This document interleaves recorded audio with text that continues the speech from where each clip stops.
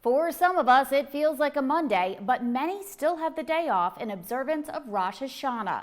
In Israel, while many are celebrating the Jewish holiday, the army is working to maintain their authority. And there's no rest for the U.S. officials who are spending the morning in the small country of Qatar, where allies helped us with the evacuation efforts from Afghanistan. We've got those stories and more ahead for you, but first.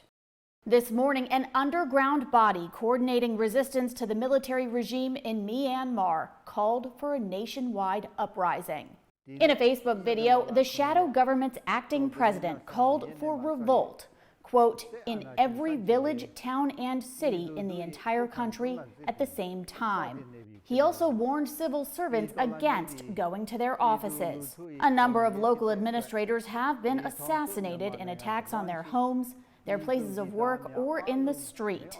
Myanmar's military seized power in February. The country has been racked by unrest ever since.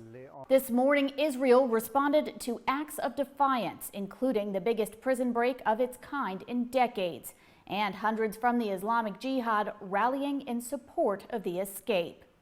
Israel launched airstrikes on what its army said was a Hamas military site in the Gaza Strip, after incendiary balloons were sent into Israeli territory the day before. Fighter jets struck a Hamas rocket manufacturing workshop and military compound. The search continues for the escaped fugitives.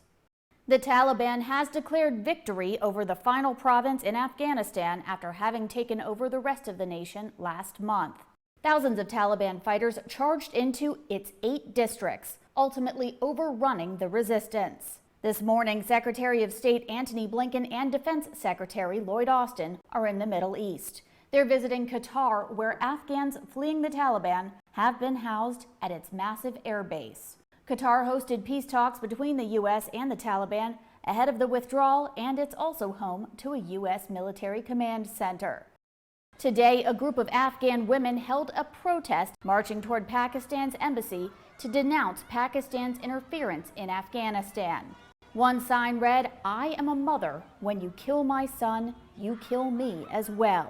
The protest led to the arrest of several Afghan journalists who were there covering the event. After being let go, one Afghan journalist said the Taliban punished him by making him rub his nose on the ground and apologize.